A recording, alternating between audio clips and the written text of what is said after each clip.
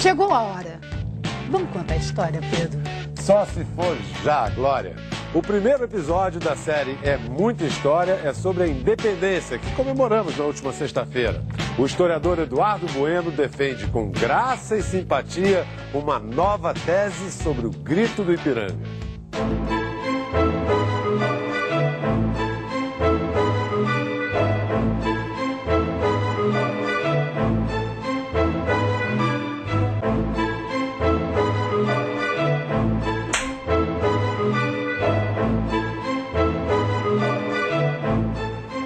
Ok, ótimo, mais uma.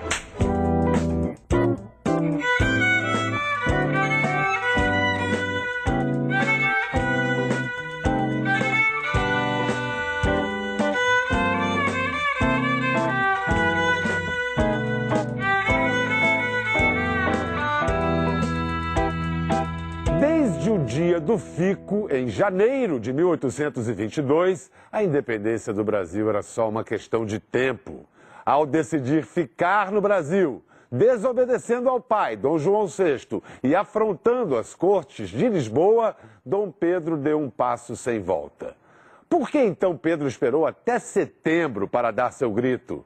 Por que no dia 7? E por que no meio do nada, às margens do Riacho Ipiranga? Chama o Zé, chama o João, chama também o Sebastião. O meu trabalho é violar, e nesta foice eu nem sei pegar.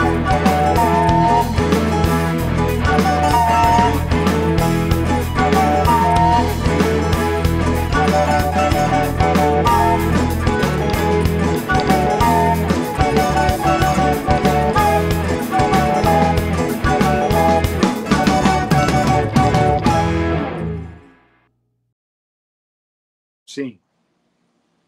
3. Amigos do Cangaço na Literatura, hoje aqui com muita honra, nessa quarentena, qual podemos dizer assim, tem que ter alguma coisa boa nessa quarentena, né? E tá acontecendo muita live, muito bate-papo, e eu queria que isso já tivesse acontecendo antes. Nós precisamos de uma pandemia para poder unir as pessoas, porque esses dias mesmo teve uma live mundial, teve uma cantora aí, gringa que organizou uma live mundial a nível global, e aquilo poderia ser feito regularmente, porque manteve as pessoas em casa, unidas, cantando, e a música é isso. E hoje, com vocês, tanto que vocês me pediram, estamos aqui diante desse cabra bom, danado, e hoje ele pode chegar para mim assim, vem de gaúcho, né, de gaúcho, mas nós temos explicações para aqui, ó. Inclusive tem relação com o Rio Grande do Sul, que aí eu vou falar um pouquinho da própria Coluna Prestes, que veio para cá. Inclusive há uma ideia, talvez, disso aqui, chamamos aqui até de Jabiraca mesmo, ser uma influência da Coluna Prestes, porque antes não temos registros fotográficos de cangaceiros usando as jabiracas. Então, com vocês, Peninha, obrigado mesmo. Sou seu fã desde o tempo que você se vestia de personagem histórico com Pedro Bial e ia aos lugares e eu ficava rindo, você vestido de Tiradentes, lá na Praça Tiradentes, fizeram um platíbulo enorme e o pessoal... E foi aqui que ele morreu? Não foi em Minas? Então, isso me influenciou muito a pegar os livros históricos, ir em loco e tentar descobrir realmente se a história é aquela que está nos livros ou se é aquela que aprendemos apenas decorativamente, decorando mesmo para fazer uma prova do Enem, como você sempre deixa bem claro. Peninha, obrigado, cara. Pô, Roberto, fico muito feliz, teu canal é sensacional, esse país é uma pauta inesgotável, né, cara? Assim, o que a gente tem de coisas para explorar, né, que nós vamos agora, por exemplo, explorar isso, eu nunca tinha ouvido falar de que... isso, como chama aí? Porque a Jabiraca. A gente chama de Jabiraca. São milhões de ligações, são milhões de pautas, são milhões de personagens, né? E eu também nunca tinha pensado nessa palavra, que agora eu vou te roubar, de que a história não só é decorada no colégio, como ela ainda vira uma coisa decorativa. no Decorativa! Decorativa, fica...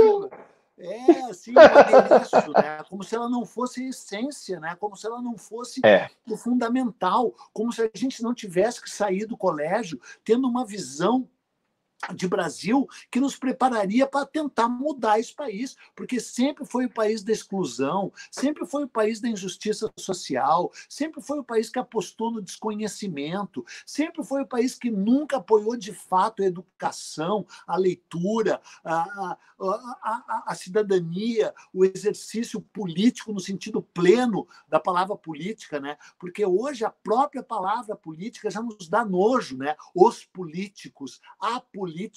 E aí surge o cara, eu não sou político, eu não faço parte da velha política, da outra política. Como se faz, esse especificamente faz muito, e como se política fosse algo a ser demonizado, quando é o contrário. Política vem de polis, vem de cidade e vem do efetivo exercício da cidadania. Então precisamos, sim, de política e de políticos, só que a verdadeira, né? Não essa coisa, não esse escumalho, não essa gente horrorosa e vomitativa, que inclusive está por trás de surgimento de fenômenos como o próprio cangaço, né? De que surge o cangaço? Da exclusão, da injustiça social e de políticos canalhas, né? Só que daí, como o Brasil é todo cheio de volteios, né? Você sabe melhor que eu o quanto alguns desses cangaceiros acabaram sendo seduzidos pelo próprio poder, pela própria política, né? E por esses mesmos, pelo coronelismo e tal, e o próprio caso da coluna Prestes, que você revela esse, né, que eles chegaram a pensar em contratar cangaceiros, né, para atacar a coluna Prestes. Combatê-la. O Prestes ia dar uma surra nesses cangaceiros. Não! Aí que você se engana. Não, meu Itabaiana... Cuidado, meu Nordeste. Eu sou gaúcho, gaúcho, mas não exerço. Sou gaúcho, mas não exerço. Eu sou só gaúcho. Eu posso discutir sobre futebol. E ainda bem que tu não botou vermelho. Esse Jabiraca. Senão ia dar guerra. Mas em compensação, você colocou uma camisa vestida de mim, em homenagem ao bigode, ó. Então, olha aí. É o Olívio Dutra. É o Olívio Dutra. Esse é o Nietzsche, né? Você sabe, é o Nietzsche. Olívio Dutra. Mas eu jamais usaria a camisa do Olívio Dutra, não só por questões políticas, é porque ele é colorado, né, cara? Ele torce por... Tá. E o Rio Grande do Sul e aqui, nosso Nordeste, tem uma ligação incrível. Primeiro, aqui o nosso Nordeste, podemos dizer assim, lendo seus livros, que assim, eu fico muito feliz em ter acompanhado toda tá todo cheio de anotações aqui, mas não é para a gente debater hoje. E fiquei muito feliz que você está escrevendo o 5º volume. Tô mesmo. Sobre os franceses. Os franceses, não é? Aqui. Do Rio de Janeiro, mas vai ser ali no França Antártica, né? Vai ser ali na ilha. Né? Isso. De Ville-Gaillon. É uma história muito incrível. Cara, o que tem de história nesse país... História. Né? O país é um filme, né? O país é um épico. Esse país é um épico. Aliás, um épico. Eu queria falar com você qual é os filmes que você mais gosta de cangaceiros e tal, quais são os teus favoritos. Inclusive, recentemente, só para deixar você na boa vontade, olha eu aqui, ó. Tô vendo. Incrível. O Juriti, nós lançamos agora o filme Juriti. E nós estamos com um projeto de pegar as histórias do cangaço, transformá-las em curtas e filmes mais diretamente ligados à história, sem floreio, sem romantismo. Se morreu, se cortou a cabeça, corta. Se morreu queimado, como o personagem que eu fiz, que morre queimado. E o pessoal dizia, por que não coloca ele com a mulher terminando com um filhinho no horizonte? Eu digo, porque ele morreu queimado vivo. Tocaram fogo no cara e vou deixar de colocar no filme? Eu não vou deixar. E nosso Nordeste, Peninha, tem muita história e, inclusive, a nossa história, ela, de certa forma, começa por aqui e também as navegações e as tentativas de chegada às regiões andinas, praticamente passando por aí, por vocês. né? Todos esses grandes navegadores, exploradores, e também brasileiros, que eu aprendi com você, que brasileiros não era quem nascia no Brasil, era quem roubava o pau-brasil, que era para ser brasiliense. Tanto o termoeiro não é designação de quem nasce. Então, assim, cangaceiro, muito... cangaceiro também, né? Você vê que cangaceiro era um ofício, porque senão não seria esse, né? O eiro é um sufixo que indica uma profissão, sapateiro, ferreiro, né? Baleeiro, negreiro, né? Que era o que eles gostavam. Carvoeiro, né? E o brasileiro era o cara que trabalhava com o tráfico do pau-brasil. Né? Se as regras gramaticais tivessem sido corretamente aplicadas, a gente ia ser brasiliense, como é em inglês, Brazilians, né? Como é em francês, Brazilians, né? É isso aí, né? Perfeito. Agora, eu nunca tinha pensado que cangaceiro, então, era um ofício também, você vê. Muitos cangaceiros, inclusive, chegavam e se diziam que era um ofício. Tanto que fizeram uma pergunta a Lampião em Juazeiro do Norte, por que você não deixa essa vida?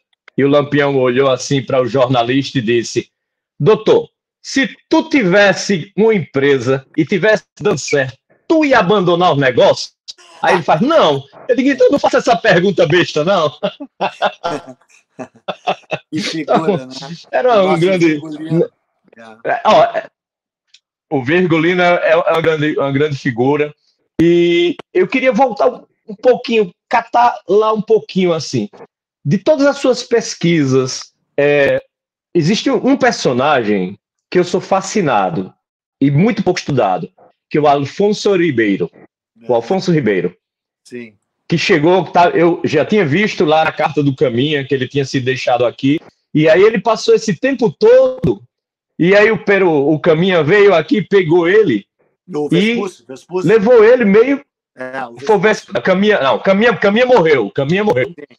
Vespúcio passou aqui e levaram e fizeram o belíssimo livro, que inclusive poderia ser o Alfonso Ribeiro poderia ser coautor do livro do Vespúcio, né, que inclusive a edição, o Mundo Novo, não é? Novo Mundo. Então, queria que você falasse um pouquinho sobre Alfonso Ribeiro, cara. Como é que o Brasil ia dar certo, irmão? O primeiro cara a morar aqui era um degradado, pô. E ficou chorando, né? Não ficou. Eles deixaram 2 degradados, né? Não se sabe o nome do segundo, nem o destino. E o que eu acho mais interessante ainda, que o Afonso Ribeiro e o outro degradado, é que 5 grumetes fugiram por si. Então, esses se deixaram ficar. Esses ficaram porque quiseram, né, os grumetes. E o Afonso Ribeiro e o outro foram degradados, era comum, né, em todo... Quando a expedição do Cabral chega no Brasil, em 1500, eles já estão há mais de 70 anos navegando, né? As expedições portuguesas já tinham iniciado, sim, em 1430, né? Na verdade, em 1420 até, né? Então, desde 1420 e poucos, eles deixavam degradados na costa da África para aprenderem a língua e para, quando os portugueses voltassem, servirem de intérprete e averiguar onde é que tinha riquezas, né? E para o cara que era largado lá, por um lado era bom, né? Porque as prisões de Portugal dá para imaginar, né? Se sabe, não precisa nem imaginar. A principal prisão era o Limoeiro, que é um prédio que ainda existe em Lisboa. Eu fui lá. Existe o prédio. Sim, tem uma aura horrível, né? Era uma prisão horrorosa. Inclusive tinha chamadas enxovias. Enxovias é aquelas celas que ficam à margem da água, e aí a água subia, e quando a maré subia do Tejo, dizem que ficava na água até pescoço ou peito do cara, né? Então, aí você não podia se deitar, sentar. Exatamente. Então, você imagina se é melhor ficar ali ou se é melhor ficar ao ar livre num território desconhecido, né? O Afonso Ribeiro chorou muito, né? Tá na carta do Caminha, né? Mas eu acho que depois ele se deu bem, porque ele foi bem recebido pelos índios, cheio de banana, cheio de palmito, cheio de índia pelada e depilada, né? Ele não deve ter sido tão ruim assim. Mas não foram os tupinambás, não é, Peninha? Não foram os tupinambás que receberam ele. Foram o Tupiniquim. Eram mais calmos que os tupinambás, né? Bem mais. Se ele tivesse caído nas mãos dos tupinambás, como, ó, você conhece? O Hans Stade? Claro, claro. Eu tenho essa mesa. As primeiras. Eu tenho umas 20 edições diferentes aí desse livro. Tenho essa, claro. Essa aí é boa porque ela tem do Francisco Assis, alguma coisa, né? O cara que faz a mulher dele traduziu, a Guiomar, e ele fez as notas, Francisco Castelo Branco, Francisco Assis, uma coisa assim, depois tu olha aí, que é o cara que fez a introdução e as notas, por isso que essa edição vale a pena. E são ótimas as Francisco de Assis Carvalho Franco, São Paulo, outubro de 1941. Fui bem. A memória tá boa. É muito bom. As gravuras são espetaculares. As gravuras nesse livro são espetaculares. Maravilhosas. Então, assim, se ele tivesse... Então, os Tupiniquins... O Afonso Ribeiro caiu nas mãos dos Tupiniquins. Sim, que eram os índios light. E aí, quando o Vespuccio passa de novo, em 1502, ele é recolhido, né? E levado de volta para Portugal, e ele presta um depoimento juramentado num cartorial, um ato notarial, um cartório mesmo. Porque um lance que eu acho fascinante, assim, sabe, é que lá naquele período também tinha essas coisas que eu, que sou um rebelde, odeio, sabe? Cartório, juiz, escrivão, sabe? A gente acha que ele já tinha. Então ele teve que prestar. Eu acho horrível cartório e escrivão, mas quando você pensa que um cara que viveu ao ar livre com os índios no Brasil teve que entrar num cartório e prestar um depoimento juramentado, com escrivão carimbando e garantindo, eu acho incrível, entendeu? Eu não queria estar lá, mas eu acho incrível de saber que isso acontecia. E aí descobri, por acaso, eu descobri não, todo mundo sabe que estuda isso, mas assim, quando eu tomei contato a primeira vez com isso, fiquei fascinado, né? E fico pensando por que não nos contam essas histórias no colégio? Porque, deixaram um degradado, tá, mas se sabe o nome do cara, se sabe o que aconteceu com ele, se sabe o que ele depôs, se sabe que isso serviu de base para a carta do Américo Vespuccio. Por que não nos dizem isso também? E porque se você for falar com os professores de colégio, eles também não sabem isso, né?